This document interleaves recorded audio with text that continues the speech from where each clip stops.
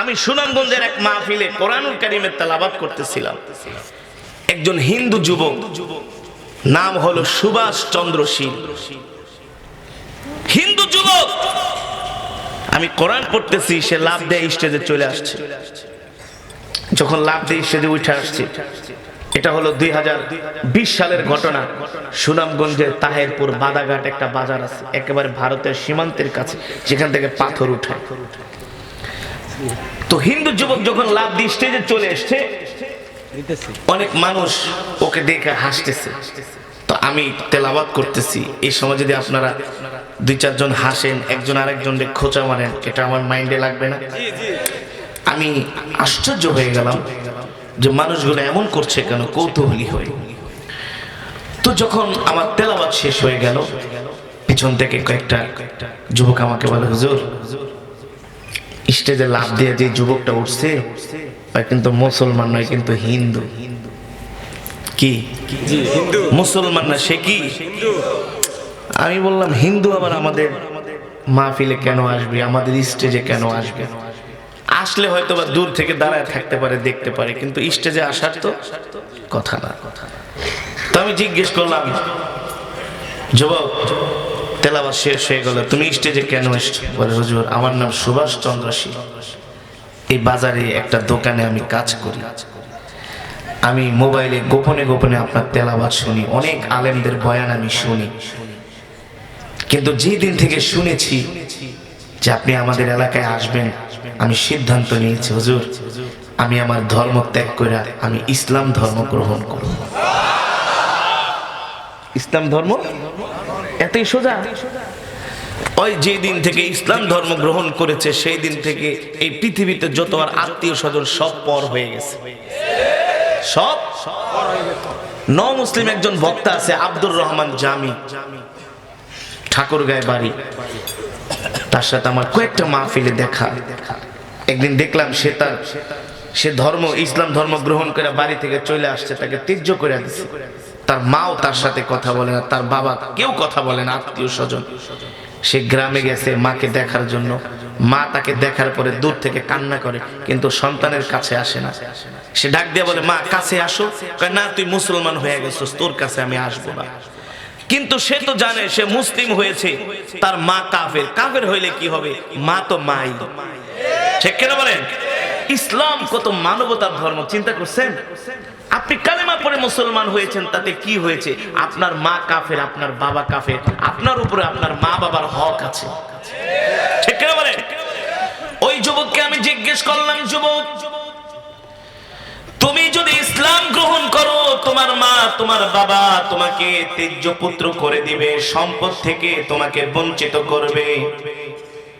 ওই যুবক আমাকে বলে, হুজুর, দুনিয়ার সব কিছু আমি ত্যাগ করতে রাজি আছি, কিন্তু ইসলাম ধর্ম আমার কাছে ভালো লেগেছে। আল্লাহু আকবার। মুসলমান, এই হেদায়েত সকলের কপালে নসিব হয় না। আল্লাহ রাসূলের হাদিস, মান ইউরিদিল্লাহু বিহি খায়রান ইউফাক্কিহু ফিদ্দীন। আল্লাহ তাআলা যাকে পছন্দ করেন, যাকে ভালোবাসেন, তাকে আল্লাহ তাআলা দ্বীনের বুঝ দান করেন। আল্লাহু আকবার। আরে আল্লাহ নবী দোয়া করেছিলেন আবু জেহেলের জন্য, আল্লাহ নবী দোয়া করেছিলেন খাত্তাবের ছেলে ওমরের জন্য, আল্লাহ নবী দোয়া করেছিলেন আল্লাহুম্মা আইজ্জাল ইসলাম আবু জেহেল ইবনে হিশাম ওয়া উমর ইবনুল খাত্তাব। আল্লাহ, হয় আপনি আবু জেহেলকে হেদায়েত দেন, অথবা খাত্তাবের ছেলে ওমরকে হেদায়েত দেন। আল্লাহ রাব্বুল আলামিন আবু জেহেলকে পছন্দ করেন নাই, খাত্তাবের ছেলে ওমরকে আল্লাহ তাআলা হেদায়েত দিয়েছেন, আর ওমর হেদায়েত পেয়ে কালেমা পড়ে মুসলমান হয়েছেন। কেমন জিতেছেন? ওমর দুনিয়া থেকে জান্নাতের সুসংবাদ পেয়েছেন। আল্লাহু আকবার। ওমরকে বলা হয় মেজাজে ওহী। আল্লাহু আকবার। কি বলা হয়? মেজাজে ওহী। মেজাজ বোঝেন তো? মেজাজ মানে হলো অনেক লোক এমন কিছু কথা বলে যেটা সবাই গ্রহণ করে, ঠিক কিনা বলেন? যার কথা চিন্তা চেতনার মধ্যে কল্যাণ আছে, ভালো আছে, এমন একজন মেজাজের মানুষ, এমন একজন ভালো মানুষ যার সিদ্ধান্ত সবাই গ্রহণ করে, ঠিক কিনা বলেন? হযরত ওমর ছিলেন এমন একজন মেজাজের মানুষ যাকে বলা হয় মেজাজে ওহী। আল্লাহ তাআলা হযরত ওমরের মেজাজকে গ্রহণ করেছেন। আল্লাহু আকবার। কেমন গ্রহণ করেছেন? কেমন মেজাজের মানুষ ছিলেন ওমর? কেমন মেজাজের মানুষ ছিলেন ওমর? মুসলমানদের ইসলামের ইতিহাসে সর্বপ্রথম একটা যুদ্ধ হয়েছিল, সেই যুদ্ধের নাম কি? অনেক মুসলমানের বাচ্চা কলেজ ইউনিভার্সিটিতে পড়ে, কিন্তু যদি জিজ্ঞেস করি মুসলমানের প্রথম যুদ্ধের নাম কি, জীবনও বলতে পারবে না। যদি বলি কয়জন সাহাবী অংশগ্রহণ করেছিল, বলতে পারবে না। ঠিক কিনা বলে? কেন পারবে না? আজকে মুসলমানদের মাঝে ইসলাম নাই, ঠিক কিনা বলে? সব গরু খাওয়া মুসলমানে পরিণত হয়েছে, ঠিক না? রাত ৩টা পর্যন্ত খেলা দেখতে পারি আর ফজরের নামাজ পড়ে না। কথা কম আছে না? আপনারা যাই যতটুকু ভালো আছেন, এই ওয়াজ মাহফিলের কারণে, দাওয়াত ও তাবলীগের কারণে, এই মাদ্রাসা মসজিদের কারণে, এই মাহফিলগুলো না হইলে এই দেশে প্রতিদিন হাজার হাজার দর্শন হতো। বিশ্বাস না? হাজার হাজার দর্শন হইতো। এই ওয়াজ মাহফিলের কারণে বাংলাদেশের অনেক যুবক, লক্ষ লক্ষ যুবক এখন তারা গান শোনে না, কোরআন শোনে, কোরআন বয়ান শোনে। আগে মুখে দাড়ি ছিল না, এখন সুন্নতি দাড়ি, মাথায় টুপি, গায়ে সুন্নতি পাঞ্জাবি। বিশ্বাস হয় না? বিশ্বাস হয় না? এই মজমার মধ্যে অনেক অসংখ্য মানুষ আছে যারা প্রতিদিন কোরআন শোনে, বয়ান শোনে, ঠিক না বলেন? মুসলমান, যেটা বলছিলাম, আল্লাহ তাআলা হযরত ওমরকে কেমন হেদায়েত দিলেন, কেমন নিয়ামত দান করলেন। ইসলামের ইতিহাসে যুদ্ধ হয়েছিল কাফেরদের সাথে, মুসলমানের সংখ্যা মাত্র ৩১৩ জন, আর কাফেরদের সংখ্যা কয় হাজার? ১,০০০। ১,০০০-এর সাথে কোনোদিন ৩১৩ জন যুদ্ধের ময়দানে জিতা সম্ভব? জোরে বলেন সম্ভব না। কিন্তু সম্ভব কার কাছে?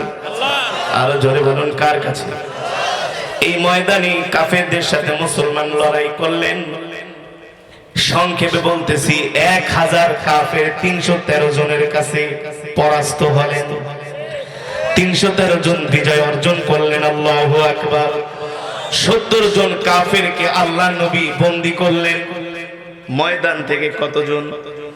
৭০ জন কাফেরকে বন্দী করার পরে আল্লাহ নবী ডাক দিলেন, ইয়া আবা বকর তাল, এদিকে আসেন। এই যে ৭০টা ধরছি, কি করুম কোন? ৭০টাকে যুদ্ধের ময়দান থেকে বন্দী করেছি, কি করব বলেন? কারণ সাইয়েদনা আবু বকর ছিলেন নরম মেজাজের মানুষ। ইসলামে নরম আছে, কথা ইসলামে নরম আছে, গরম আছে, ঠিক কিনা বলেন? ইসলাম এমন কোন বৈরাগী ধর্ম না, শুধু তেল মাই খাই যাইব, এই ধর্ম ইসলাম ধর্ম না। ইসলাম ধর্মে তেলও মাখি, আবার কথা না শুনলে পাছার উপরে গজারি দিয়া বাড়িও মারে। আল্লাহ নবী আবু বকরকে জিজ্ঞেস করলেন, আবু বকর কি করবে ৭০টারে কোন? আবু বকর ছিলেন নরম স্বভাবের মানুষ। সাইয়েদনা আবু বকর রাদিয়াল্লাহু তাআলা আনহু বললেন, আল্লাহর নবী, এই ৭০টা যেগুলো দেখতেছে সব তো আমাদের এলাকারই মানুষ, চাচা, ভাতিজা, আত্মীয় স্বজন, ফুফা, খালু, মামা। মারামারির দরকার নাই, কোরআন শিখায়া, দিন শিখায়া ছাইরা দেন। আল্লাহু আকবার। আল্লাহ নবী বললেন, ঠিক আছে।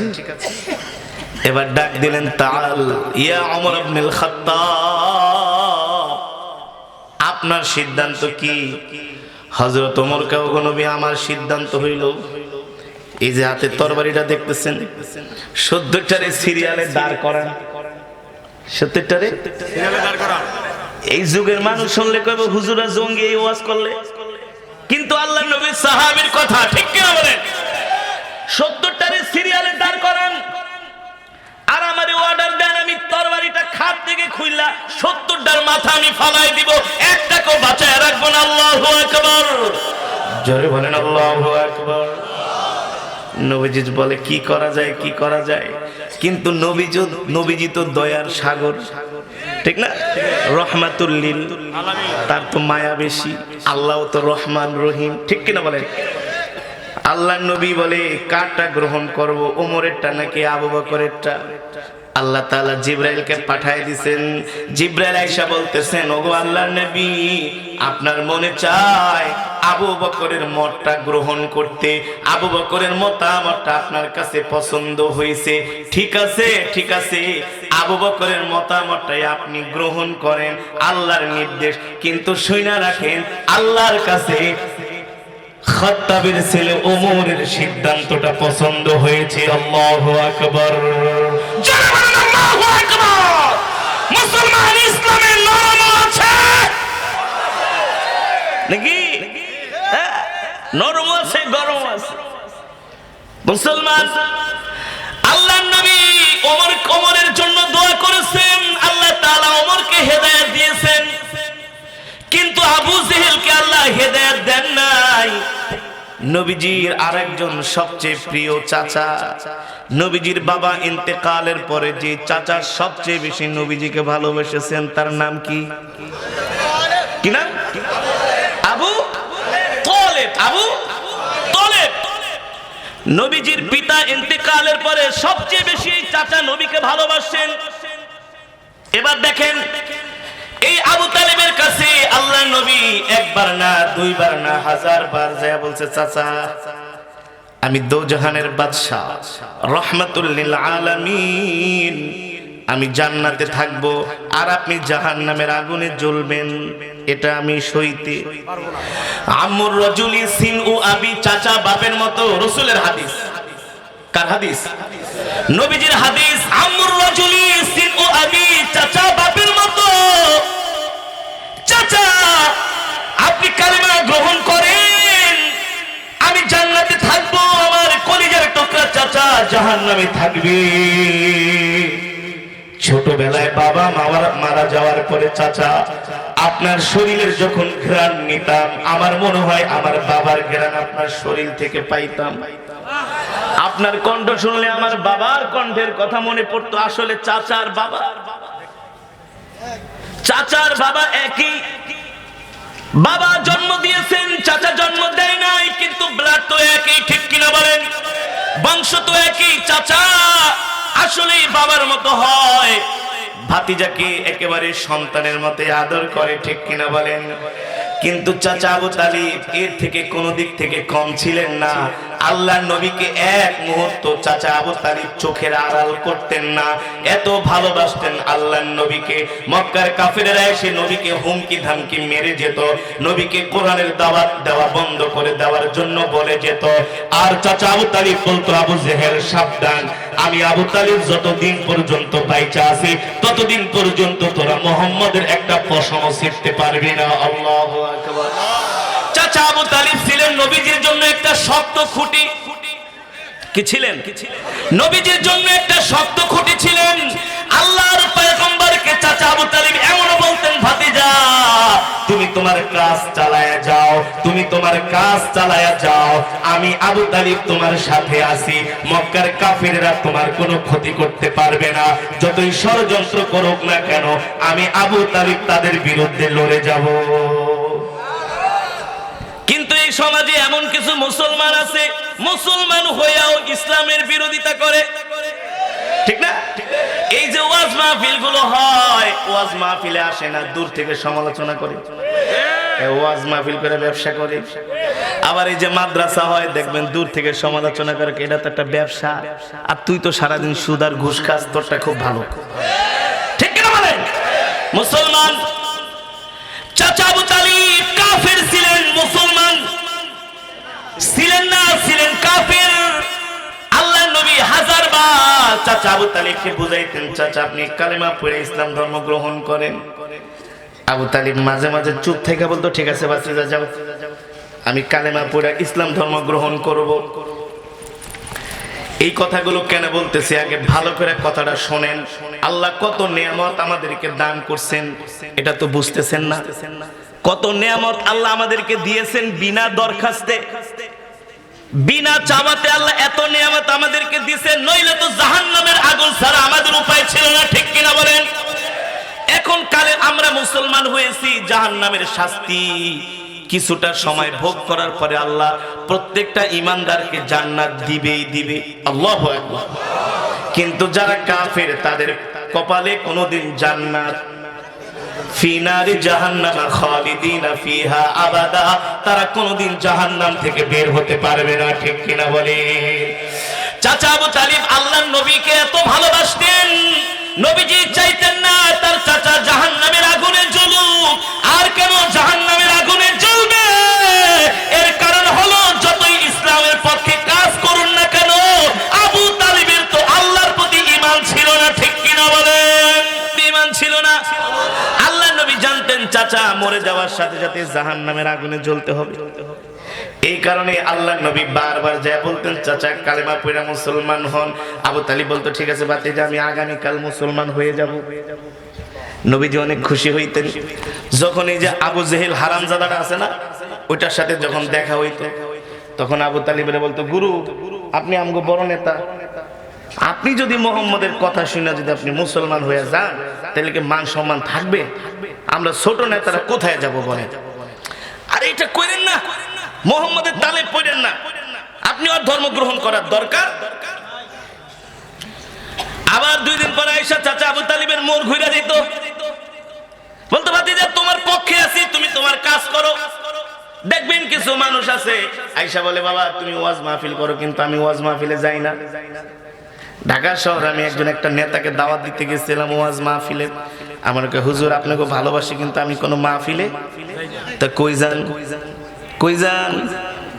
পূজার মণ্ডপে তো ঠিকই যান, তো ওয়াজ মাহফিলে কেন আসেন না? গান শোনার জন্য তো ঠিকই যান, ওয়াজ মাহফিলে কেন আসেন না, ঠিক কিনা বলেন? প্রশ্ন জাগে কি জাগে না? জাগে না? আবু তালিবের স্বভাব মার্কা কিছু মানুষ চাচা আবু তালিব বলতো ভাতিজা তুমি তোমার কাজ চালায় যাও, কিন্তু আমি তোমার ধর্ম গ্রহণ করব না। আল্লাহ নবী শেষ সময়ে আয়েশা চাচা আবু তালিবের জীবনের একেবারে শেষ সময়ে আয়েশা আল্লাহ নবী এত কষ্ট পাইলেন, এত কষ্ট পাইলেন। আবু তালিব মরে যাবে এই সময় আল্লাহ নবী চাচা আবু তালিবকে বলতেছেন চাচা শুধু একবার বলেন লা ইলাহা ইল্লাল্লাহ, আল্লাহ ছাড়া কোনো মাবুদ নাই। চাচা আপনি মুখে স্বীকার না করেন, শুধু আমাকে কানে কানে বলেন। চিন্তা করছেন কত সহজ করে দিচ্ছেন নবীজি। আপনার মুখে বলার দরকার নাই, আপনার ইগোতে লাগে, প্রেস্টিজে লাগে, আপনার আত্মমর্যাদায় লাগে, যান আপনি আওয়াজ করে বলার দরকার নাই, আমার কি করেন কানে কানে। চাচা আবু তালিব সিদ্ধান্ত নেয় কানে কানে বলবে।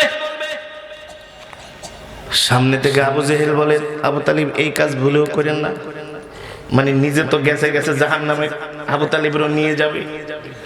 আল্লাহ নবী শেষ পর্যন্ত বলছেন চাচা আপনার কানে কানেও বলার দরকার নেই, শুধু একটা আঙ্গুল ইশারা করে দেখান, তারপর আমি আল্লাহ তাআলার কাছে আপনার জন্য আমি দরখাস্ত করব।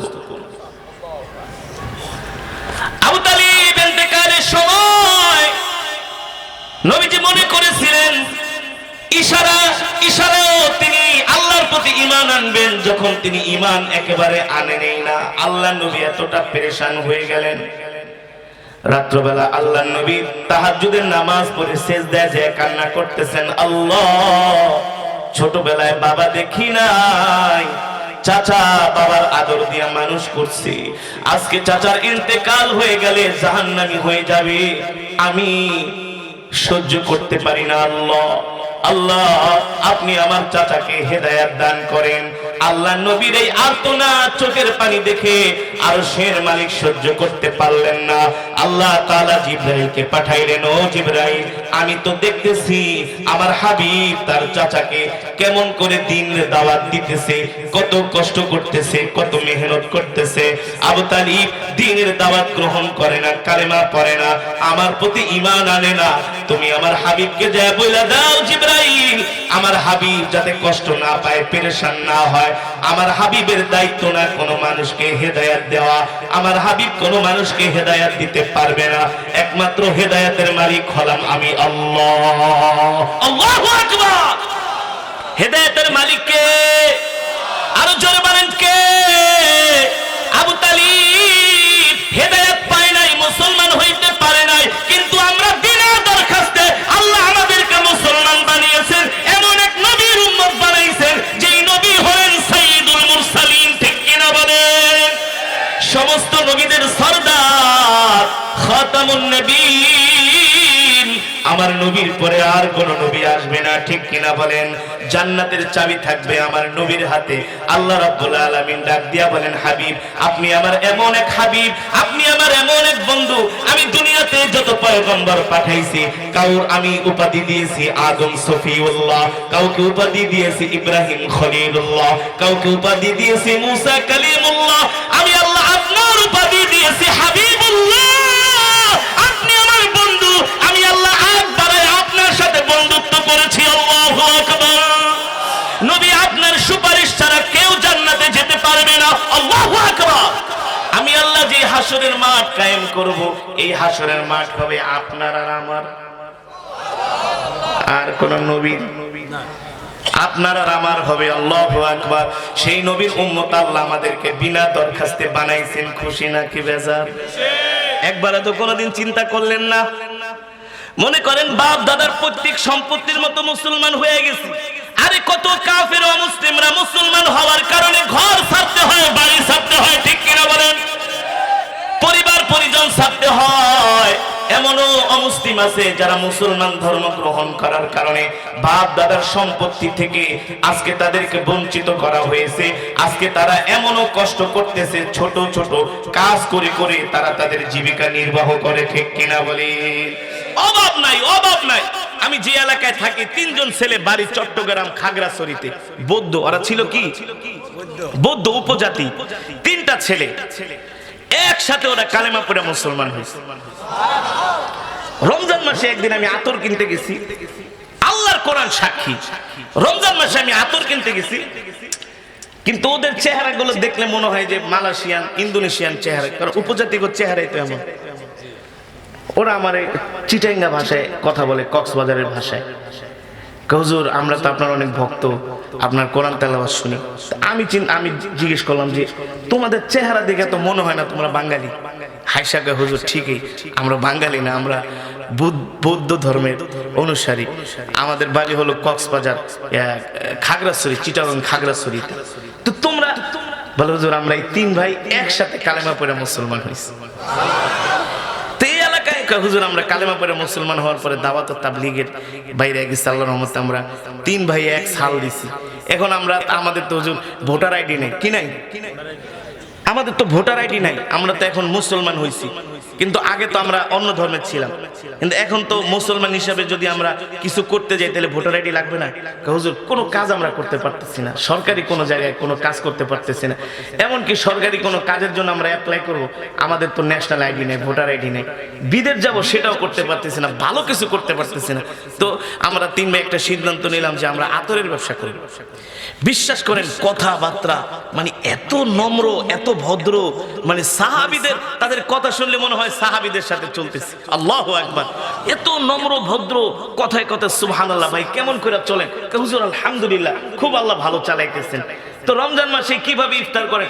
আলহামদুলিল্লাহ, আল্লাহ খাওয়াইতেছেন। আল্লাহু আকবার। আর আমরা হইলে কিন্তু আরে আসি কোন রকম বাচ্চা আছি, মরে যাওয়াচ্ছে বাচ্চা আছি, মানে এত সুন্দর কথা। তো আমি ওদের সবকিছু ডিটেলস জিজ্ঞেস করলাম। বলে হুজুর আমরা তিন ভাই মুসলমান হওয়ার কারণে আমাদেরকে আমাদের মা বাবা ঘর থেকে বের করে দিচ্ছে, সম্পদ থেকে বঞ্চিত করছে, এমনকি আমাদের মা বাবা আমাদের সাথে কথা বলে না। হুজুর এমনও দিন গেছে আমরা তিন ভাই একবেলা পর্যন্ত খেতে পারি না, এত কষ্ট আমরা করেছি। জিজ্ঞেস করলাম যুবক এত কষ্ট কেন করেছো? বলে একমাত্র ইসলামের জন্য। আল্লাহু আকবার। মুসলমান এই যে আল্লাহর নবী তার চাচা আবু তালিবকে দাওয়াত দিলেন, যখন দাওয়াত গ্রহণ করে না, আল্লাহ তাআলা কোরআনের আয়াত নাযিল করে দিলেন, ইন্নাকা লা তাহদি মান আহবাবতা ওয়ালাকিন্নাল্লাহা ইয়াহদি মান ইয়াশা ওয়া হুয়া আ'লামু বিল মুহতাদিন। আল্লাহ রাব্বুল আলামিন নবীকে ডাক দিয়া বলেন, হাবিব আপনি কষ্ট পাবেন না, আপনি টেনশন করবেন না, আপনি চিন্তা করবেন না, আপনি মন খারাপ করবেন না। আপনি আপনার চাচা আবু তালিবকে বারবার কালেমার দাওয়াত দিচ্ছেন, দ্বীনের দাওয়াত দিচ্ছেন, এক আল্লাহর প্রতি ঈমান আনার জন্য বলতেছেন। আবু তালিব ঈমান আনে না, এই জন্য আপনি হতাশ হবেন না, পেরেশান হবেন না। এর কারণ হলো হেদায়েতের মালিক আপনি না, হেদায়েতের দায়িত্ব আপনার হাতে না, হেদায়েতের দায়িত্ব হলো আমার আল্লাহর হাতে। আল্লাহু আকবার। আপনি চাইলেও কাউকে হেদায়েত দিতে পারবেন না, কাউকে মুসলমান বানাতে পারবেন না।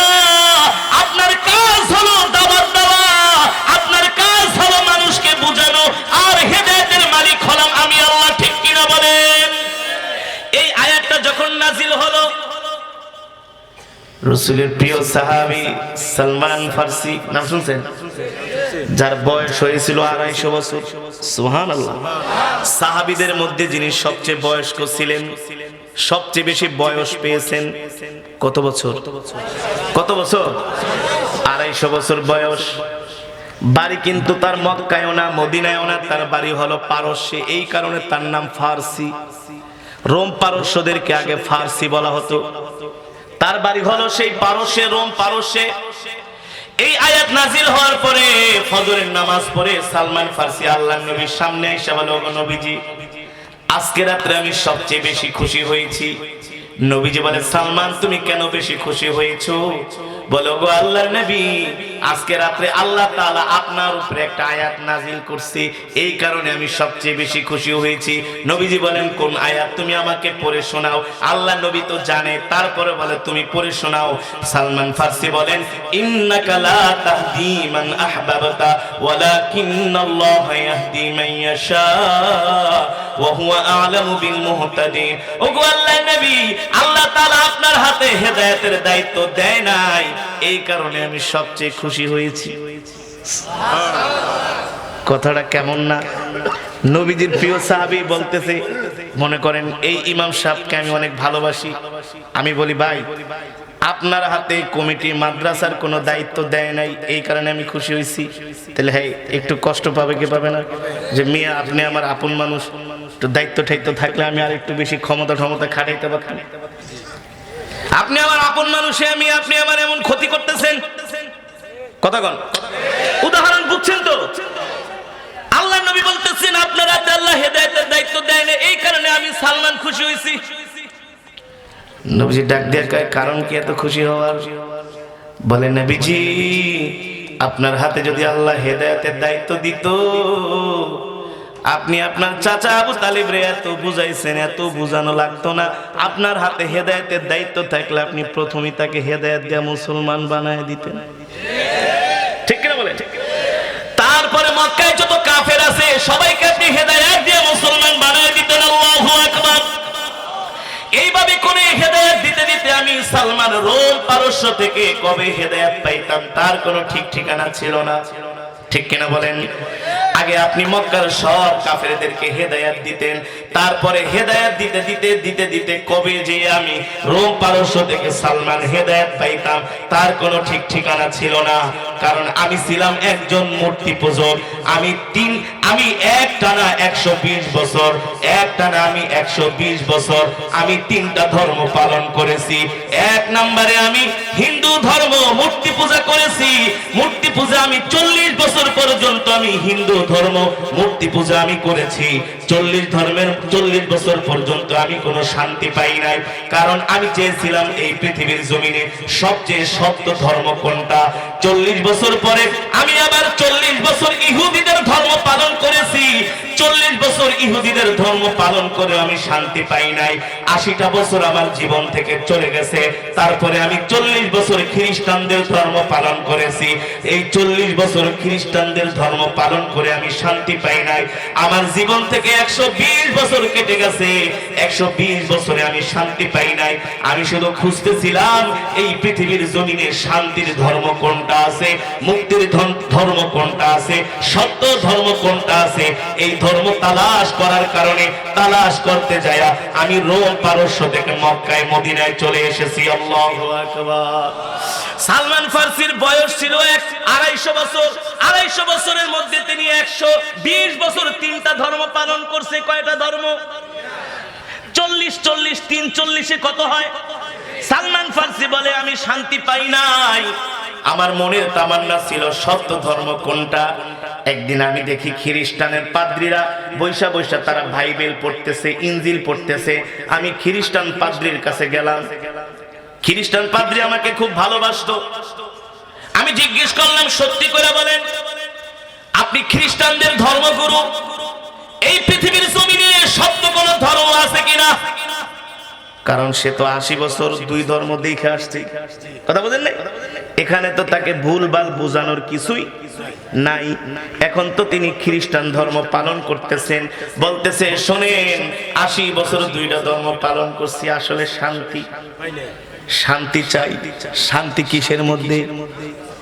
কথা না, এত বছর ওয়াজ শুনলেন, এখনো বলতে পারেন না শান্তি কিসের মধ্যে? কেন তা দাওয়াত তাবলীগরা দাওয়াত দেয় না? ভাই একমাত্র শান্তি হলো দিনের মধ্যে দিন মানুষ, ঠিক কিনা বলেন? কত কোটিপতি ডাক্তার ইঞ্জিনিয়ার যায় দেখেন মাটির মধ্যে শুয়ে আছে, কথা কন, আরে কথা বল না কেন? তাহলে শান্তি কিসের মধ্যে? শান্তি কিসের মধ্যে? ইসলামের মধ্যে। আপনি হাজার কোটি টাকার মালিক, রাজপ্রাসাদে ঘুম আসে না, আল্লাহর দিনের জন্য কাজ করে মসজিদে যায় ফুলরে ঘুমায় থাকেন, দেখবেন ঘুমাইসা পড়বে। শান্তি তো পাইতে হইব, ঠিক করে বলেন? আমি ছোটবেলায় পুরান ঢাকা এক মসজিদে নামাজ পড়াইতাম, নবাব পড়লেন। পুরান ঢাকা যে জায়গায় বাংলাদেশের সব মেশিনারি ব্যবসায়ী, তো আমার একজন মসজিদের সভাপতি কামাল শাহ, হ্যাঁ আমার হুজুর বিশ্বাস করেন জীবনে বেহালায় বহুত কিছু খাইছে, বহুত কিছু দেখছি, কিন্তু শান্তি বি পাইতাছি না। রাইতে ঘুমাইতে গেলে ঘুমা হয় না, কে হয় না? এত সুন্দর বাড়ি করছি, ঘরে এসি আছে, এত খাওয়া দাওয়া টাকা পয়সা কোনো কিছু অনেক, কিন্তু ঘুমা হয় না। তা আমার হুজুর ওই এলাকার কিছু তাবলীগের লোক এসে দাওয়াত দিছে, ভাই চলেন মসজিদে যাই, একটু ভাই নামাজ কালাম পড়েন, আল্লাহর দিন শিখেন। তো প্রথম ভাই আমি এদেরকে পাত্তা দেই নাই, বুঝছেন হুজুর? আমার এমনি কইতাছে পুরান ঢাকায় তো পাত্তা দেই নাই। পরে হুজুর সত্যি বোঝানোর পর আমি একদিন আমার ঘরের স্ত্রীর করলাম, এই হুজুর প্রত্যেকদিন দোকানে জ্বালায়, তো কি গো একটু জামুনি তাবলিগে জামুনি, কি সময় টময় দিমু? এর বউকে যাও, তুমি তো সারাদিন বয়ে বয়ে খালি সিগারেট টানো, আর কোনো খেয়ালের কাম পাও না, যাও একটু আল্লাহর কাম করে হোক। হুজুর বিশ্বাস করেন বাজার থেকে গাড়ি একটা লয়া মসজিদে গেলাম, বাসায় এত ভালো ভালো খাই, কিন্তু এত মজা লাগে না। ওখানে দেখলাম কি খিচুড়ি মিচুড়ি পাকাই দিছে, আরে খাওয়ার পরে পুরা রাইতে বলে নামাজ পড়লাম, আল্লাহ ঘুমায় পড়লো। মসজিদে ফ্যান ছেড়ে ঘুমায় গেলাম, এসির নিতে এত আরামে ঘুমায় না, এসির নিচে এত আরামে ঘুমায় না। রাত 1টা বাজে দিকে হুজুর দুইজন লোক হাত টিপতে আছে, পাও টিপতে আছে। আমি মনে করছি আমার বউ আবার কি শোলমোল টিপতে আছে নাকি? আমার বউ তো জীবনে আমার শোল টিপে না। দুইজনে আমার শোলমোল টিপতে আছে। আগে ভাই উঠেন, নামাজি লেগে ওঠেন ভাই, তাহাজ্জুদের সময় হয়েছে, জীবনে ফজর পড়ি না, দিদি তাহাজ্জুদের লেগে ডাকতেছে, কথা বুঝেন না? শান্তি কিসের মধ্যে? কথা বলেন হুজুর। আমি মনে করেন মুরব্বী বাবাজিরা আমার এমনি শোল টিপতেছে, তা আমার কি লজ্জা শরম আছে না? আমি সব ফালাই দিয়ে উঠে গেলাম। ও যেখানে যে দেখি একজনে আলায় মেশক লে খাড়া রয়েছে, আর একজনে আলায় গামছা লে খাড়া আছে, মনে হয় আমি নতুন জামাই। আরেকজনে আমার লেগে টয়লেট পরিষ্কার করে দিতেছে, আর আমি উঁচু করা শেষ দেখি একজনে গামছা দিয়ে আমার মুছাই দিতেছে। আরে আজীব ব্যাপার, এমন খেদমত আমার কেউ করে নাই। শ্বশুর বাড়ি গেলে এমন সার্ভিস আমার দেয় না। তা হুজুর বিশ্বাস করেন 3টা দিন আছিলাম, মনে হয় একেবারে বেহেশতের মধ্যে আছিলাম, বেহেশতের মধ্যে আছিলাম। আমি জিজ্ঞেস করলাম, ভাই সত্যি করে বলেন 3টা দিন ছিলেন কেমন লেগেছে? বলে হুজুর মিছা কথা কম না, জীবনে বহুত মিছা কথা কইছি, কিন্তু তাবলীগে যায় হুজুর এত মজা পাইছি। আর ওরা কি রান্ধে না রান্ধে হুজুর এত মজা কেমনে লাগে? তাবলীগে কখনো গেছেন? খালি দূর থেকে আসে কিছু মানুষ সমালোচনা করে, ঠিক কিনা বলেন? আরে যান না, যান। আমি প্রোগ্রাম করার জন্য থাইল্যান্ডে গিয়েছিলাম। থাইল্যান্ডের রাজধানী ব্যাংকক থেকে 800 কিলোমিটার ইয়ালা একটা শহরে, সেখানে দাওয়াত ও তাবলীগের বিশাল ইজতেমা হয়, 8 থেকে 10 লক্ষ মানুষ সেখানে জমায়েত হয়। সেই থাইল্যান্ডের মুসলমানরা বলে, আমরা প্রতি বছর তোমাদের বাংলাদেশে টঙ্গীর ইজতেমায় যাই। আর জোরে বলেন সুবহানাল্লাহ। মুসলমান, যেটা বলছিলাম, সালমান ফার্সি ওই খ্রিস্টান পাদ্রীকে বলেন, সত্যি করে বলেন, আমি তো 80 বছর দুইটা ধর্ম পালন করেছি, একটা মূর্তি পূজা আর একটা ইহুদিদের ধর্ম। 80 বছরে আমি কোনো শান্তি পাই নাই। আপনার ধর্ম আমি এখন পালন করতেছি, এইটার মধ্যে আমি শান্তি পাই না। নিশ্চয় এই পৃথিবীর জমিনে একটা শান্তির ধর্ম আছে, একটা মুক্তির ধর্ম আছে। আপনি আমাকে সত্যি করে বলেন, আসলে এই পৃথিবীতে আর কোন শান্তির ধর্ম, সত্য ধর্ম আছে কিনা? খ্রিস্টান পাদ্রী ডাক দিয়ে বলে, সালমান, আমি আপনাকে একটা সত্য ধর্মের সন্ধান দিব, কিন্তু এই কথা আপনি কোন খ্রিস্টানকে বলতে পারবেন না, বললে কিন্তু তারা আমাকে হত্যা করবে। সালমান ফার্সি বলেন, ঠিক আছে, বলবো না, বলেন বলেন সত্য ধর্ম কোনটা? এবার খ্রিস্টান পাদ্রী বলে, সালমান শোনেন শোনেন, শেষ জামানায় একজন নবীর আবির্ভাব ঘটবে, তার নাম হবে মুহাম্মদ ইবনে আব্দুল্লাহ। আল্লাহু আকবার। তিনি হবেন একমাত্র সত্য ধর্মের অনুসারী। আল্লাহু আকবার। ইসলাম ধর্ম ছাড়া পৃথিবীতে যত ধর্ম আছে সব ধর্মগুলো বিলুপ্ত হয়ে গেছে। আপনি যদি শান্তি পেতে চান, সত্য ধর্ম পেতে চান, আপনি ইসলাম ধর্ম গ্রহণ করতে পারেন, কিন্তু শোনেন শোনেন, এই নবী মুহাম্মদ সাল্লাল্লাহু আলাইহি সাল্লামকে আপনি রোম পারস্যে পাবেন না। আপনাকে যদি তাকে পেতে হয়, আপনাকে চলে যেতে হবে মরুভূমির দেশে, খেজুরের দেশে, পাথরের দেশে, বালুকণার দেশে। তিনি ওই দেশে জন্মগ্রহণ করেছেন, তার নাম হলো মুহাম্মদ ইবনে আব্দুল্লাহ, আর তিনি হলেন সত্য নবী, তিনি হলেন সত্য নবী। তারপরে আর কোন এই পৃথিবীতে নবী আসবে না, তারপরে আল্লাহ তাআলা পৃথিবীতে আর কোন নবী পাঠাবেন না। তবে কথা হলো, ওই যে আপনি ওই নবীর হাতে হাত রাখা আপনি যখন পাবেন, তখন কালেমা পড়ে মুসলমান হয়ে যাবেন, আর দেরি করবেন না। কিন্তু ওই নবীকে চিনার জন্য 3টা শর্ত আছে, 3টা আলামত আছে। এই 3টা আলামত যদি তার মধ্যে আপনি দেখতে পান, কারণ এই পৃথিবীতে শেষ জামানায় অনেক মানুষই নিজেকে নবী দাবি করে, ঠিক কিনা বলি? কিন্তু যিনি শেষ নবী হবেন মুহাম্মদ ইবনে আব্দুল্লাহ, তার মধ্যে 3টা আলামত থাকবে, 3টা চিহ্ন থাকবে। এই 3টা আলামত, 3টা চিহ্ন যদি তার মধ্যে পান, আর দেরি করবেন না, আপনি তার হাতে হাত রেখে কালেমা পড়ে মুসলমান হয়ে যাবেন। এবার সালমান ফার্সি বলেন, তাড়াতাড়ি করে বলেন, দেরি করবেন না। আমি 3টা ধর্ম 120 বছর পালন করলাম, শান্তি পাই না। আমি সত্য ধর্ম চাই, আমি একমাত্র রব্বুল আলামিনকে খুঁজে পেতে চাই। এই পৃথিবীর যিনি মালিক, এই দোজাহানের যিনি মালিক, সারা পৃথিবীর যিনি কুল কায়নাতের মালিক, ওই রবকে আমি খুঁজে পেতে চাই। ওই রব ছাড়া আমি জমিনে শান্তি পাইতেছি না। আল্লাহু আকবার। ওই রবের সাথে আমি সম্পর্ক করতে চাই। তাড়াতাড়ি করে আমাকে বলে দেন, শেষ নবীকে চেনার 3টা আলামত কি কি? 1 নাম্বার পাদ্রী বলতেছেন, 1 নাম্বার আলামত হলো, আপনি যখন ওই নবীকে দেখবেন, প্রথমে তার জন্য কিছু সদকার মাল নিয়ে যাবেন। কিসের মাল? কিছু সদকা নিয়ে যাবেন। দ্বিতীয় নম্বরে তার জন্য কিছু হাদিয়া নিয়ে যাবেন। তৃতীয় নম্বরে তার ডান বাহুর মধ্যে একটা গোশতের টুকরা থাকবে, ওই গোশতের টুকরার মধ্যে লেখা থাকবে লা ইলাহা ইল্লাল্লাহ মুহাম্মাদুর রাসূলুল্লাহ, আল্লাহ ছাড়া কোনো মাবুদ নাই, আর তিনি হলেন আল্লাহর পয়গম্বর, ঠিক কিনা বলেন? কিন্তু শোনেন সালমান, সাবধান সাবধান, এই 3টা আলামত যদি না পান, তাহলে আপনি তার হাতে হাত রেখে কালিমা পড়ে মুসলমান হবেন না। তার মানে আপনি দুনিয়াতে শান্তি পাবেন না, ঠিক কিনা বলেন? সালমান ফার্সি এই কথা শুনে বললেন, ঠিক আছে, এবার বলেন আমি কিভাবে সেই মদিনায় যাব? বলে, আপনি যদি মদিনায় যেতে চান, এই রোম পারস্য থেকে আপনি সিরিয়ার রাজধানী দামেস্কে চলে যাবেন। সেখানে প্রতি বছর ব্যবসা করার জন্য একদল ব্যবসায়ী কাফেলা আসে, তাদের সঙ্গী হয়ে আপনি মদিনায় চলে যাইবেন। আর মদিনায় যাওয়ার পরে আল্লাহর নবীকে পাওয়ার সাথে সাথে দেরি করবেন না, আপনি তার হাতে হাত রেখে কালেমা পড়ে মুসলমান হয়ে যাবেন। আল্লাহু আকবার। মুসলমান এবার আসেন, সালমান ফার্সি সত্য ধর্ম পাওয়ার জন্য, আল্লাহকে পাওয়ার জন্য, আল্লাহর নবীকে পাওয়ার জন্য কত কষ্ট করেছেন, কত নির্যাতন জুলুম সহ্য করেছেন। বাড়িতে গেলেন, যায় তার মাকে বললেন, মা, ও মা, তুমি আমাকে জন্ম দিয়েছো, 10 মাস 10 দিন আমাকে তুমি গর্ভে ধারণ করেছো।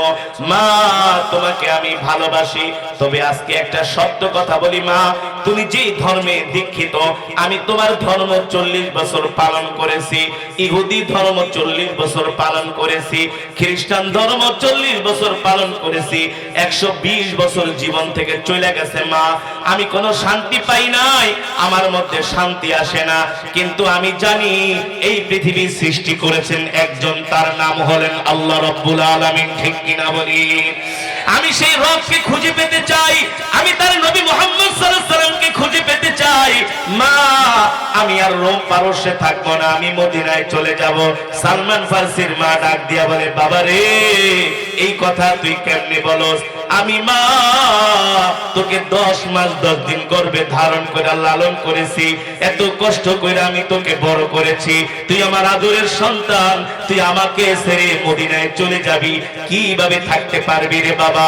সালমান ফার্সি বলে, মা, আমি দুনিয়ার সব ছাড়তে পারবো, কিন্তু আল্লাহ আল্লাহ রসুলকে আমাকে খুঁজে পেতেই হবে। আল্লাহু আকবার, জোরে বলেন আল্লাহু আকবার। সালমান ফার্সির মা এই কথা শোনার পরে তার বাপকে ডাক দিয়ে বলে, এদিকে আসো, অবস্থা তো ভালো না, তোমার সন্তান এই কথা বলতেছে, সে আর দেশে থাকবে না, সে নাকি চলে যাবে মদিনায়, কোন নবীর নাকি আবির্ভাব ঘটেছে, তার হাতে হাত রেখে সে মুসলমান হবে, সে কালেমা পড়বে। এই কথা শোনার পরে সালমান ফার্সির বাবা বলে, আমার একমাত্র আদরের সন্তান, সে যদি আমাদেরকে ছেড়ে চলে যায়, আমাদের কি অবস্থা হবে? সালমান ফার্সির বাবা তার আত্মীয় স্বজনকে ডাইকা বললেন, এই সন্তানকে হাতের ভিতরে শিকল বাঁধো, পায়ের মধ্যে শিকল বাইধা তাকে ঘরে আটকায় রাখো, সে সুযোগ পেলেই কিন্তু সে চলে যাবে।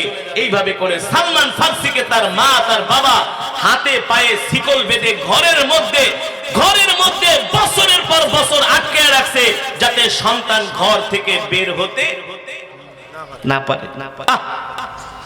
যখন সালমান ফার্সির মা বাবা বেড়াইতে গেছে, বোনকে ডাক দিয়া বলে, ছোট বোন এদিকে আয়, তোকে তো আমি অনেক ভালোবাসি, একটু উপকার কর, আমার হাতের শিকলটা একটু খুইলা দে, আমার হাতের শিকলটা একটু খুইলা দে, তুই তো আমার বোন, আমি তো তোর ভাই।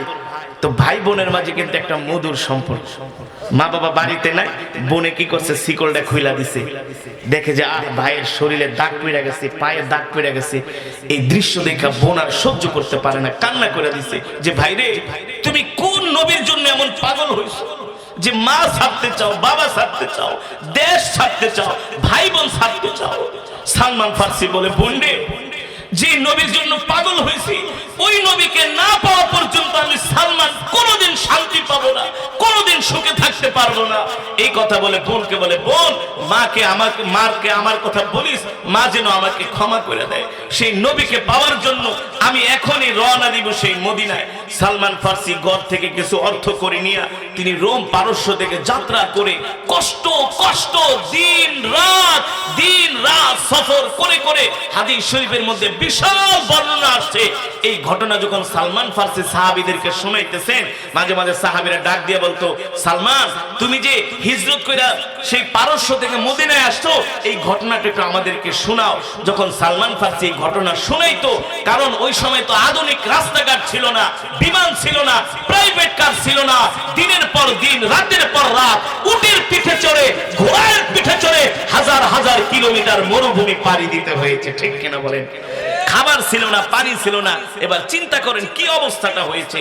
সালমান ফার্সি বলেন, আমি সেই রোম পারস্য থেকে কয়েক মাস সফর করে করে আমি সিরিয়ার রাজধানী দামেস্কে গেলাম, যে জিজ্ঞেস করলাম, দামেস্কের মানুষ, তোমরা কি জানো আরবের ব্যবসায়ীরা কবে দামেস্কে আসবে? বলে, আরবের ব্যবসায়ীরা তো একদল আসছে, ওই মসজিদের পাশে তারা ব্যবসা করতেছে। সালমান ফার্সি দৌড়ে চলে গেলেন, দেখেন আরবের এক ব্যবসায়ী কাফেলা ব্যবসা করতেছে। সালমান ফার্সি বলে, ভাই, তোমরা কি মদিনা থেকে এসছো? বলে, আমরা মদিনা থেকে আসছি। তোমার বাড়ি কোথায়? বলে, আমার বাড়ি রোম পারস্যে। তাই মদিনায় কেন যাবা? বলে, ভাই, ইসলাম ধর্ম গ্রহণ করবে তো মিথ্যা কথা তো আর বলতে পারে না। কিন্তু যারা ব্যবসা করতে আসছে ওরা তো কাফের, ওরা তো মূর্তি পূজক। বলে ভাই আমি 120 বছর 3টা ধর্ম পালন করেছি, আমি শান্তি পাই না। আমি খ্রিস্ট ধর্মের কিতাবের মধ্যে পাদ্রীর কাছে শুনতে পেয়েছি শেষ জামানায় একজন নবীর আবির্ভাব হবে, তার নাম হবে মুহাম্মদ ইবনে আব্দুল্লাহ। ভাই আমাকে একটু দয়া করো, আমাকে একটু মদিনায় নিয়ে যাও, আমি সেই নবীর হাতে হাত রেখে কালেমা পড়ে মুসলমান হয়ে যাব। আল্লাহু আকবার। ব্যবসায়ী কাফেলার যিনি সর্দার তিনি ছিলেন ইহুদি। মনে মনে কে তোরে পাইছি, তে আমাদের শত্রু মুহাম্মদের সাথে হাত মিলাবি না, তার হাতে যে তুই কালেমা পড়বি। আচ্ছা ঠিক আছে, সুন্দর সুন্দর কথা বলে ঠিক আছে, আচ্ছা তোমাকে আমরা মদিনায় নিয়ে যাব, শর্ত আছে, টাকা পয়সা কি আছে দাও। বলে ভাই সব দিয়া দিমু, মদিনায় নিবা তো? বলে দাও। সব দিয়া দিছে, আর কিচ্ছু নাই সালমান ফার্সির কাছে। শর্ত ছিল রাস্তাঘাটে খাবার টাবার দিবে, একেবারে নিরাপদে মদিনায় পৌঁছে দিবে। কিন্তু সালমান ফার্সিকে কোনো খাবারও দেয় না, পানি পর্যন্ত দেয় না। দিনের পর দিন, রাতের পর রাত কষ্ট করে করে করে করে সেই দামেস্ক থেকে প্রায় সিরিয়া মদিনার দূরত্ব হলো প্রায় 1500 কিলোমিটার। কত হাজার কিলোমিটার চিন্তা করা যায়? তারা ইসলামের জন্য কত কষ্ট করেছেন সাহাবীরা, দ্বীনের জন্য কত কষ্ট করেছেন সাহাবীরা। আর আমরা একটু শীতের মধ্যে রাত্রবেলা ওয়াজে আসতে চাই না, ঠিক না? 2-3 মাইল দূরে কোন হক্কানি আলেম আইলে তার মজমায় আমরা যেতে চাই না, অলসতা করি। অথচ রাসূলের সাহাবী দ্বীন পাওয়ার জন্য সেই রোম পারস্য থেকে দিনের পর দিন, রাতের পর রাত সফর করে করে তিনি ওই ব্যবসায়ী কাফেলার সাথে মদিনায় আসলেন। ঠিকমতো খাওয়াও নাই, পানিও নাই, গোসলও নাই, ঘুমও নাই, অবস্থা পুরাই খারাপ। এখন আয়েশা ব্যবসায়ী কাফেলারে জিজ্ঞেস করে, ভাই কোথায় বলো, আইনা মুহাম্মদ ইবনে আব্দুল্লাহ, কোথায় মুহাম্মদ ইবনে আব্দুল্লাহ, তার বাড়িটা আমাকে চিনায় দাও। ইহুদি বলে তোর বাড়ি চিনাইতেছি। তিনি বাজারে নিয়ে সালমান ফার্সিকে গোলাম হিসাবে বিক্রি করে দিলেন। বলল ভাই তুমি আমার সাথে এই বেঈমানিটা করলা, আমি মা বাবা ছাইরা কত দূর থেকে আসছি নবী মুহাম্মদ সাল্লাল্লাহু আলাইহি সাল্লামকে পাওয়ার জন্য, এই মদিনায় আমার কেউ নাই আপন, তুমি আমাকে গোলাম হিসাবে বিক্রি করে দিলা। এই কথা বলার সাথে সাথে ইহুদি সালমান ফার্সির গালের মধ্যে সজোরে একটা চটকানা মেরেছে, গালের মধ্যে হাত দিয়ে একটা আঘাত করেছে। সালমান ফার্সি বলে এই থাপ্পড়টা খাওয়ার পরে আমি মৃত্যুর আগ পর্যন্ত এই ব্যথা মনে হয় না যে আমার গাল থেকে গিয়েছে। তারপর আমি ইহুদির হাত ধরে বলি, ভাই সত্যি করে বলো নবী মুহাম্মদ সাল্লাল্লাহু আলাইহি সাল্লাম কোথায় আছে? বলে কথা বললে একদম শেষ করে দিব, যা গোলাম হিসেবে বিক্রি করে দিলাম, গোলামি কর আর মুহাম্মাদের হাতে হাত রেখা কালেমা পড়ে মুসলমান হবি। তোকে আমি মজাটা বুঝাইতেছি, কোনদিন তুই মুহাম্মদকে খুঁজে পাবি না, আমি তোকে গোলাম হিসেবে বিক্রি করে দিছি, রোম পারস্য থেকে আসছস, এবার গোলামি করে খা। কিন্তু সালমান ফার্সি বলে ইহদিনাস সিরাতাল মুস্তাকিম, আমি জানি আমার রব আমাকে সঠিক পথ দেখাবে। আল্লাহু আকবার, জোরে বলেন আল্লাহু আকবার। সালমান ফার্সি রাদিয়াল্লাহু তাআলা আনহু বলেন, আমি খেজুরের বাগানে বছরের পর বছর আমি কাজ করতে লাগলাম, গোলামি করতে লাগলাম।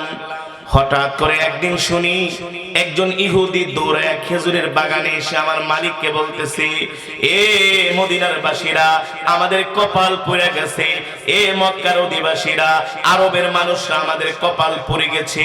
ইহুদি সর্দার ডাক দিয়ে বলে কি হয়েছে? আরে একজন নবীর আবির্ভাব ঘটেছে যার নাম হলো মুহাম্মদ ইবনে আব্দুল্লাহ, সে নিজেকে নবী দাবি করে আর তার কাছে মক্কার যুবকেরা, মদিনার যুবকেরা তার জন্য পাগল হয়ে গেছে। আল্লাহু আকবার। তার হাতে হাত রেখে কালেমা পড়ে মুসলমান হয়ে যাচ্ছে। সালমান ফার্সি রাদিয়াল্লাহু তাআলা আনহু বলেন, এই কথা শোনার পরে আমি খেজুর গাছ থেকে আমি কি লাফ দিয়ে নামছি না আস্তে আস্তে নামছি আমার মনে নাই। আমার মনে হয় এই কথা শোনার সাথে সাথে আমি খেজুর গাছ থেকে মাটিতে পড়ে গেলাম, আমার শরীরের মধ্যে কম্পন শুরু হয়ে গেল। ওই ইহুদি যুবককে হাত ধরে বললাম, ভাই সত্যি করে বলো আইনা মুহাম্মদ ইবনে আব্দুল্লাহ, মুহাম্মদ ইবনে আব্দুল্লাহ কোথায় আছে? আমাকে একটু তার কাছে নিয়ে যাও। এই কথা বলার পরে ওই ইহুদি সালমান ফার্সির গালের মধ্যে আর একটা চটকানা মারলো। সালমান ফার্সি বলে, ভাই একটা না, দুইটা না, তিনটা না, তুমি আমাকে মারতে মারতে শেষ করে ফেলো, তারপর আমাকে নবী মুহাম্মদ সাল্লাল্লাহু আলাইহি সাল্লামের কাছে নিয়ে যাও, কারণ রোম পারস্য থেকে মা বাবা আত্মীয় স্বজন ছেড়ে একমাত্র আল্লাহ আল্লাহর রাসূলকে পাওয়ার জন্য এসেছি। আল্লাহু আকবার। ওই বাগানের যিনি মালিক ছিলেন তিনি বললেন, থাক, ও তো আমার বিশ্বস্ত গোলাম, এত ভালো ছেলে আমি জীবনেও দেখি নাই, মা বাবা ছাইরা রোম পারস্য থেকে আসছে, বইলা দাও আল্লাহর নবী মুহাম্মদ কোথায় আছে? এবার বলল, যাও যাও, তুমি যদি মুহাম্মদকে পাইতে চাও, যাও ওই ঘরের মধ্যে যায় দেখো, আবু আইয়ুব আনসারীর ঘরের মধ্যে মুহাম্মদ ইবনে আব্দুল্লাহ আছে। সালমান ফারসি বলেন, আমি কিছু খেজুর নিয়ে আল্লাহর নবীর কাছে দেখা করার জন্য গেলাম। দেখি সাহাবীরা আল্লাহর নবীর চতুর্পাশে বসে আছেন আর তাদেরকে দ্বীনের কথা শোনাচ্ছেন। আমি আমার জীবনের প্রথম যেদিন আল্লাহর নবীকে দেখলাম, এত সুন্দর মানুষের চেহারা এত সুন্দর হয় না। আমার কাছে মনে হলো পূর্ণিমার চাঁদ উদিত হয়েছে। আল্লাহু আকবার, জোরে বলেন আল্লাহু আকবার। সালমান ফারসি বলে, এত সুন্দর মানুষ হয় না, নবীর চেহারা দেখে মনে হলো পূর্ণিমার চাঁদ উদিত হয়েছে। আমি নবীকে কিছু সদকা দিলাম, যে ওগো আল্লাহর নবী, আমি আপনার জন্য কিছু সদকা নিয়ে আসছি। নবীজি সদকার মাল হাতে নিয়ে বলে, আমি সদকা খাই না, সদকা আমার জন্য খাওয়া জায়েজ না। নবীজি সাহাবীদের মাঝে বিলায় দিলেন। সালমান ফারসি বলে, তিনটার মধ্যে একটা প্রমাণ বাকি আছে। কয়টা? জোরে বলেন, কয়টা? সালমান ফারসি বলেন, দ্বিতীয় দিন আমি কিছু হাদিয়া নিয়ে গেলাম। হাদিয়া কথা বলার সাথে সাথে আল্লাহর নবী একটা মুস্কি হাসি দিলেন। তিনি নিজে হাদিয়ার মালগুলো খেলেন আর সাহাবীদের মাঝে বিলিয়ে দিলেন আর বললেন, এখানে কিছু কাঁচা খেজুর আছে, এগুলো রেখে দাও, এগুলো যত্ন করে রেখে দাও, তোমরা পরে খাবা, আমরাও খেতে পারবো, আমিও খেতে পারবো। নবীজি এত খুশি হলেন হাদিয়ার মাল পেয়ে। আমি দুইটা আলামত পেয়ে গেলাম, আর বাকি আছে কয়টা? একটা আলামত, এটা তো নবীজি জামা, তার শরীর মোবারকের মধ্যে জামা আবৃত। আল্লাহ তাআলা নবীজির ডান বাহুর মধ্যে একটা গোশতের টুকরার মধ্যে আল্লাহ তাআলা মোহরে খতমে নবুয়তের একটা সিল মেরে দিয়েছেন। কিন্তু নবীজি তো জামা পরা, এই সিলটা, এই গোশতের টুকরাটা সালমান ফারসি বলে, আমি কিভাবে দেখব? আমি একদিন, দুই দিন, তিন দিন পর্যন্ত আল্লাহর নবীর পিছনে পিছনে যাই, দেখি নবীজি কোথাও জামা মোবারক খোলে কিনা। আল্লাহ নবী 3 দিন পর্যন্ত জামা মোবারক খুললেন না। একদিন নবীজি জানাজার নামাজ পড়ে আসতেছেন, সাথে সাহাবীরাও আছেন। আমি নবীজির পিছনে পিছনে হাঁটতেছি, নবীজি আমাকে ডাক দিছে, তাল এদিকে আসো, ইয়া শাবাব, হে যুবক, ইমশি মাই, আমার সাথে চলো। নবীজি আমাকে হাত ধরে বাড়িতে নিয়ে গেলেন। নবীজি আমাকে জিজ্ঞেস করলেন, মান আনতা ওয়া মা আনতা, তুমি কে, কি তোমার পরিচয়? তুমি 2 দিন আগে আমাকে আয়েশা সদকার মাল দিলা, আবার হাদিয়া দিলা, কারণটা কি? আমার পিছনে পিছনে তুমি কেন ঘোরো? বলে, আনা সালমান ফারসি মিন ফারসি, আমি ফারসি, আমি সেই জিতু মিনাল ফারসি, আমি সেই রোম পারস্য থেকে মদিনায় এসেছি। কেন এসেছো, কারণটা কি? সালমান ফারসি চুপ কইরা আছে। আল্লাহর নবী নিজের জামা মোবারক খুলে বলতেছে, এই যুবক, তুমি আমাকে প্রমাণ চাইতেছো আমার কাছ থেকে, আমাকে তুমি যাচাই করতেছো আমি সত্য নব কিনা। দেখো দেখো, আল্লাহ তাআলা আমার শরীর মোবারকের মধ্যে খতম নবুয়তের একটা সিল মেরে দিয়েছে। সালমান ফারসি ডাক দিয়া বলে, আমি যে আপনাকে প্রমাণ পাওয়ার জন্য আপনার পিছনে পিছনে ঘুরতেছি, আপনি জানেন কিভাবে? আল্লাহর নবী বলেন, আমি যদি না জানি তাহলে আমি নবী হলাম কিভাবে? আল্লাহু আকবার। আল্লাহ তাআলা জিবরাইলকে পাঠিয়ে দিয়েছেন, ও জিবরাইল, যাও যাও আমার হাবিবকে বলে দাও, এই যে আমার এক প্রিয় বান্দা, তাকে দেখার জন্য তিনি সত্য নবী কিনা এটা যাচাই করার জন্য আর এই বান্দাটা ঘুরতেছে আমার বন্ধুর মোহরে খতম নবুয়তের সিল দেখার জন্য, মোহর দেখার জন্য। আল্লাহর নবী জামা মোবারক খুলে বলে, যুবক তাকায় দেখো, আল্লাহ তাআলা আমার শরীরের মধ্যে মোহরে খতমে নবুয়তের সিল মেরে দিয়েছেন। আমার পরে এই পৃথিবীর জমিনে আর কোন নবী আসবে না, আমি হলাম শেষ নবী। সালমান ফারসি বলেন, এই কথা বলার পরে আমি আল্লাহর নবীকে ধইরা নবীজির কপাল মোবারকে একটা চুমু দিলাম আর নবীজিকে বললাম, ওগো নবী, আমি তো কোনো মদিনার মানুষ না, মক্কার মানুষ না, আমি হলাম রোম পারস্যের মানুষ, আমি তো মুসলমান না। আমি 40 বছর ইহুদি ধর্ম পালন করেছি, 40 বছর আমি হিন্দু ধর্ম পালন করেছি, 40 বছর আমি খ্রিস্টান ধর্ম পালন করেছি। আমি শান্তি পাই নাই, শান্তি পাই নাই। আমি জানি একমাত্র শান্তি আছে ইসলামের মধ্যে। এ কারণে আপনাকে, আল্লাহ তাআলাকে পাওয়ার জন্য আমি রোম পারস্য থেকে, আমি আমার মা বাবা, ভাই বোন, আত্মীয় স্বজন, নিজের দেশ ত্যাগ করে, পরিবার পরিজন ত্যাগ করে একমাত্র আপনাকে পাওয়ার জন্য আমি মদিনায় চলে এসেছি। আল্লাহু আকবার, জোরে বলেন আল্লাহু আকবার। কত বড় ত্যাগ, চিন্তা করা যায়? ত্যাগ না? জি। নবীজি এত খুশি হইলেন, সালমান ফারসিকে জড়ায় ধরলেন। জড়ায় ধরে বলে, আসো তোমাকে আমি এখনই মুসলমান বানাই দিতেছি। আল্লাহু আকবার। এই সালমান ফার্সি কালেমা পড়ে মুসলমান হয়ে গেলেন। 250 বছর বাঁচছিলেন। কেমন নবীজির জলিল কদর সাহাবী ছিলেন। মদিনাতুল মুনাওয়ারায় নবীজির রওজা আতহারের পাশে একটা আয়াত এখনো লেখা আছে, কিয়ামত পর্যন্ত লেখা থাকবে, ইয়া আইয়ুহাল্লাযীনা আমানু লা তারফাউ আসওয়াতাকুম ফাওকা সাওতিন নবী। নবী সাল্লাল্লাহু আলাইহি সাল্লামের রওজা আতহারের এখনো সেই নবী সাল্লাল্লাহু আলাইহি সাল্লাম যেখানে আছেন রওজা আতহারের গেটের উপরে বড় করে লেখা আছে। এই আয়াতটা যখন নাজিল হলেন, সালমান ফার্সি নবীজিকে এত ভালোবাসতেন, এই আয়াতটা নাজিল হওয়ার পরে সালমান ফার্সি জোরে জোরে কান্না করতে করতে তিনি মরুভূমিতে চলে গেছেন। নবীজি খুঁজে পায় না সালমান ফার্সি কোথায়। সাহাবীদেরকে পাঠিয়েছেন, এই যে দেখো আমার সালমান কোথায়। যে দেখে সালমান ফার্সি মরুভূমির ভিতরে বৈশা বৈশা কান্না করতেছে। নবীজি সালমান ফার্সিকে ডাক দিয়ে আনছে, এ সালমান, কি মায়ের কথা মনে পড়ছে, বাবার কথা মনে পড়ছে, কান্না করো কেন? সব সাইরা তো মদিনায় চলে আসছো। সালমান ফার্সি বলে, ফিদাকা আবি ওয়া উম্মি ইয়া রাসূলুল্লাহ, ওগো আল্লাহর নবী, পৃথিবীর আমার মা বাবা সব আপনার জন্য কুরবান হয়ে যাক, এই পৃথিবীতে সবচেয়ে আমি আপনাকে বেশি ভালোবাসি, তা আমাকে ভালোবাসলে কান্না করো কেন? বলে, ওগো আল্লাহর নবী, এই কারণে কান্না করতেছি, আমি এত ভয় পাইতেছি যে আয়াতটা আপনার উপর নাজিল হয়েছে, ইয়া আইয়ুহাল্লাযীনা আমানু লা তারফাউ আসওয়াতাকুম ফাওকা সাওতিন নবী। আল্লাহ বলেছেন, এ দুনিয়ার মানুষ সাবধান, ও নবী দুনিয়ার মানুষদেরকে বলে দেন, আপনার সামনে পৃথিবীর কোন মানুষ যাতে আপনার সামনে আওয়াজ করে কথা না বলে, কারণ আপনার আওয়াজের চাইতে পৃথিবীর অন্য কারো আওয়াজ বড় হবে, এটা আমি আল্লাহ বরদাস্ত করতে পারি না। আল্লাহু আকবার। নবীজি, আমার গলার আওয়াজ তো বড়, আস্তে কথা বললেও জোরে জোরে শোনা যায়। যদি আপনার সামনে কথা বললে যদি আওয়াজ বড় হয় আর যদি আপনি কষ্ট পান, আল্লাহ তাআলা যদি অসন্তুষ্ট হয়, এই কারণে আমি কান্না করতেছি, না জানি আমার কথার আওয়াজে বেয়াদবি হয়ে যায়। আল্লাহ নবী সালমান ফার্সিকে জড়ায় ধরে বলে, আহ, তুমি আমার কত ভালো সাহাবী, তুমি আমার কত আদরের সাহাবী, রোম পারস্য থেকে তুমি মদিনায় চলে আসছো একমাত্র ইসলাম পাওয়ার জন্য, একমাত্র দ্বীন পাওয়ার জন্য, একমাত্র তুমি আল্লাহকে পাওয়ার জন্য। ও সালমান, আল্লাহ তাআলা দুনিয়া আখিরাতে তোমাকে কল্যাণ দান করুন, বলি আমিন। আর জোরে সরে বলি আমিন। মুসলমান, সাহাবীর উপরে নবীজি এত খুশি হয়েছিলেন, সাহাবীও তো আল্লাহ রাসূলকে পাওয়ার জন্য নিজের সব কিছু ত্যাগ করেছেন, ঠিক না ভাই? কিন্তু আমরা নিজেরা অনেক বড় মুসলমান দাবি করি, অনেক বড় ঈমানওয়ালা দাবি করি, কিন্তু মসজিদের সাথে আমাদের সম্পর্ক নাই, ঠিক না ভাই? এই শীতের দিনে ফজরের সময় মুসল্লি পাওয়া যায় না, ইশারের সময় মুসল্লি পাওয়া যায় না, মাগরিবের সময় মুসল্লি পাওয়া যায় না, অথচ চায়ের দোকানগুলোতে রাত 10টা পর্যন্ত ভিড় আর ভিড় থাকে, ঠিক কিনা বলেন?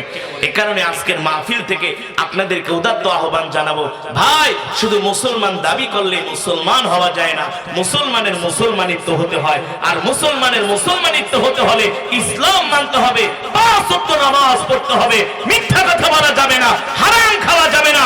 আজকের মাহফিল থেকে আমরা ওয়াদা করব, জীবনের যতদিন বাঁচবো কোনদিন 5 ওয়াক্ত নামাজ ছাড়ব না। রাসূলের সাহাবীরা আল্লাহর দ্বীনের জন্য যেমন ত্যাগ করেছেন, কুরবানি করেছেন, ত্যাগ স্বীকার করেছেন, আমরাও সাহাবীদের মতো আল্লাহর দ্বীনের জন্য ত্যাগ স্বীকার করব, জান দিব, মাল দিব, 5 ওয়াক্ত নামাজ পড়ব। রাজি আছেন তো ইনশাআল্লাহ? রাজি আছেন তো ইনশাআল্লাহ? 5 ওয়াক্ত নামাজ পড়বেন তো ইনশাআল্লাহ? সাহাবীরা যদি ইসলামের জন্য এত কষ্ট করতে পারে, আমরা কি 5 ওয়াক্ত নামাজ পড়তে পারবো না? কে কে পারবেন হাত দুটো একটু আল্লাহকে দেখায় দেন। নারায়ে তাকবীর, নারায়ে তাকবীর, বলেন ইয়া আল্লাহ, 5 ওয়াক্ত নামাজ পড়বো, ইসলাম মেনে চলবো, আল্লাহ আমাদের কবুল করে নেন, আমিন। হাত নামান। ভাই, এই পৃথিবীর বয়স আর বেশি দিন নাই, পৃথিবী আর বেশি দিন থাকবে না, কিয়ামত চলে আসবে। কিয়ামতের আলামত আস্তে আস্তে করে সবগুলাই প্রকাশ পাইতেছে। এই কারণে একটু ইসলামটাকে মাইনা চলেন। বয়স 60-70 বছর হয়ে গেছে, দাড়ি চুল পেকে গেছে, যে কোনো সময় মৃত্যু আমাদেরকে পাকড়াও করবে। এই কারণে 5 ওয়াক্ত নামাজ পড়বেন, ইসলাম মেনে চলবেন, হালাল হারাম তমিজ করবেন, হারামের ধারে কাছেও যাবেন না। আল্লাহ তাআলা আমাদের সকলকে ইসলাম মেনে চলার তৌফিক দান করুন, বলি আমিন। আজকের এই মাহফিল, আজকের এই মজমা, আল্লাহ তাআলা